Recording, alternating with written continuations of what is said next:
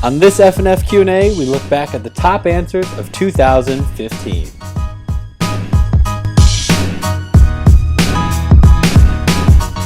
Number 5. This stylist asks, when a client comes in and gets a cut and color and loves it and texts you the next day and asks to go even shorter, but she still loves the cut she literally just got yesterday, just once more off, do you charge for another cut since it's not a fix, or just suck it up and cut it for free since they're referring tons of people to you? This is a great question because I am sure that this comes up for many, many people more often than we would probably want it to come up. My opinion is, to be honest, just suck it up. You know, I know that it's one of those things where we didn't do anything wrong, but one of my favorite things when it comes to service is the quote, "The guest isn't always right, but they're never wrong." And because of that, even though she was happy, she's not happy. And so it's ultimately our job to make sure that the guest is happy. Now, this probably isn't coming up every time you cut this guest's hair. It's not coming up every time you cut every guest's hair. It just happens to come up every once in a while. And so because of that, I think that we can handle it and do it for them. You know, one of the things that I see often in a lot of these questions, a couple of them were in the questions that we already answered today, is we're getting lost looking at the small picture and we're not thinking about the big picture.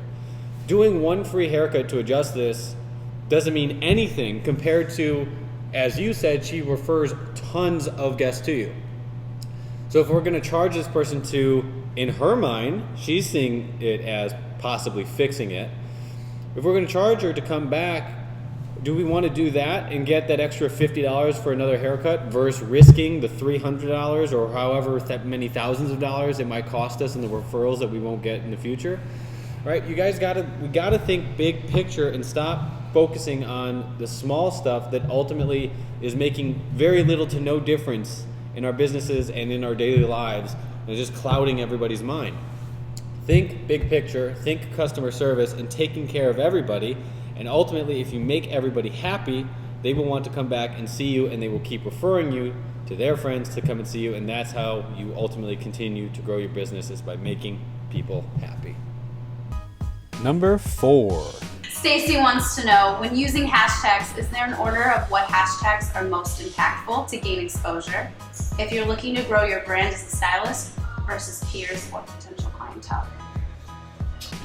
Stacey, it was great seeing you at the class with PM Pro last week, and sitting in on our social class. We talked a lot about a lot of this, and I think that the understanding that you have two targets is the first place to begin, right? And so first off, with hashtags in the salon, what's going to be relative to the people that want to come and see you?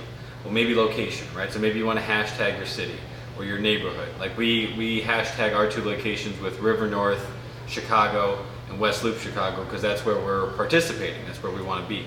But maybe because you have a lot of people that are exploring hashtags within beauty and stuff, you want to do ombre, balayage, hair, and some generic ones too to try and get people to find you. If you're trying to get out to peers within the industry, because I know you're in education, then using those tastemakers, Hairbrain, Behind the Chair, American Salon, and so that then when people are looking for their work, or if they pick it up and repost you, you'll be able to get picked up and have your stuff go a little bit more viral and get out to a bigger audience. All right, so I would continue with understanding that there's 2 different markets, but understand which content you want to go in which direction. Number 3.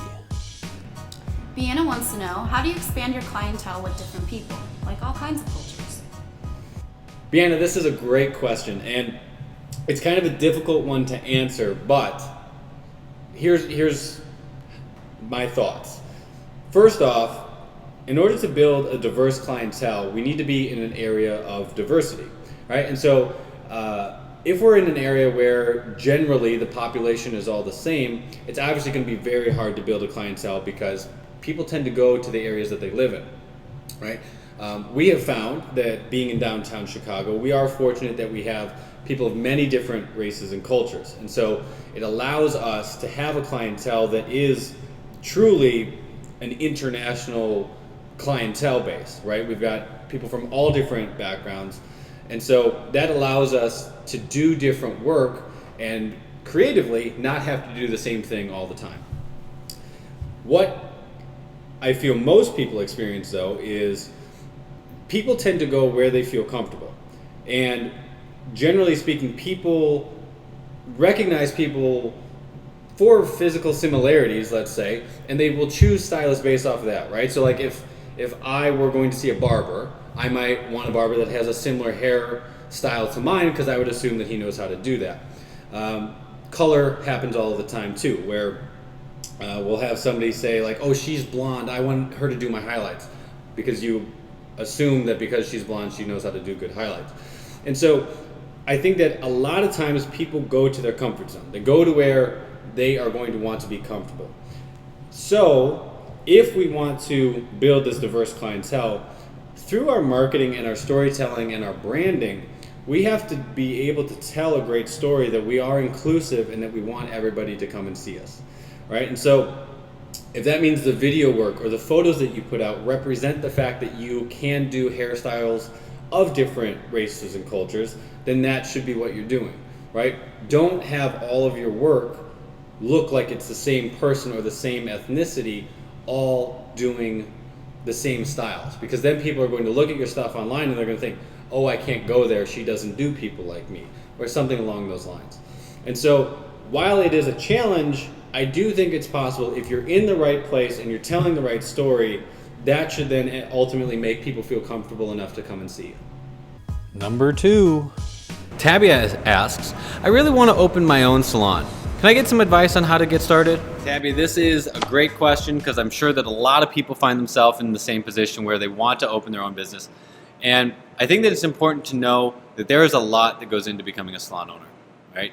And you really need to be motivated first out of passion before profits. Because if you look at the industry right now, not many salons are profitable.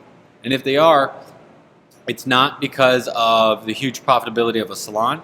A lot of times it's because the salon owner is behind the chair, in my opinion, too much, right? If you were to back out the salon owner's revenue from being a stylist, the business wouldn't be able to stay alive, right? So my first point is, why do you want to do it, right? You really got to think about that. And the answer can't be, well, I don't like where I work now, right? We need a much more inspired and excited answer than that.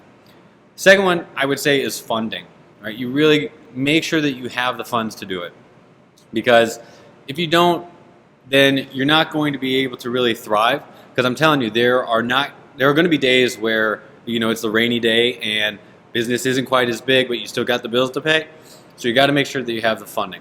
Right now, we are going through this as we open our second location here. And if we never had a client walk in the doors here, we would still be able to have it because our other location is doing well enough that it could support this one. All right, so you got to make sure that you have the financial backing in order to survive. And then, so we got our passion, we got our funding, and then lastly, I would say is be ready to not do hair. And what I mean by that is, as the owner, and I wish more owners would do this, your job is not just your chair. Your job is everybody's chair. Okay, so you are going to be much more into the management and the marketing, the accounting, the numbers that go into it, and the motivation and the training for everybody on your staff. Right? We're starting a new series very shortly called Millennial Motivation, and it's all about how to build a team of people that are going to be excited to come to work, especially in this younger generation, because that's where your leadership as the owner is really going to come in. So if you got those 3 things down, that's a good start. But I would focus on those 3 at least to begin. The number 1 answer of 2015. Jen wants to know, how do you get your stylist to be less messy, to treat the salon like their own and clean up after themselves? Jen, this is a really good question. To be honest, we kind of have a slogan where it's like, treat the salon as if it was your own, or in some cases better than if it was your own. You know, and I think that it really starts from an ownership standpoint. It starts from being able to lead by example. You know, and so a lot of pride goes into owning a salon, and so you want to make sure that your team is having, they're probably never going to have the equal amount of pride because they don't really, it's not their baby the same way that it is ours. But we want them to be proud of the place that they work in. If they're proud of the place that they work in, then they should be taking care of it. You know, it really is that simple. going around and making sure, double checking. That's one of the things about management that is somewhat annoying, is that management is constant. You're always having to make sure that people are following the systems, following steps, and that includes sanitation. And so if you have that one messy stylist where you know that they don't clean up, then you got to call them on it. You got to say, we need you to be doing your part to make sure that the salon looks its best. I also like taking things out of hiding. The color bar has been a huge improvement, because back in the day when we used to have our color back in the dispensary, it was unorganized, it was messy. But now that it's out in the open and in the middle of the salon, everybody treats it 100 times better than what it was. All right, so don't let people hide it. Make sure that you follow up with them, and make sure that everybody has the pride in the salon the same way that you do, and you should be in good shape.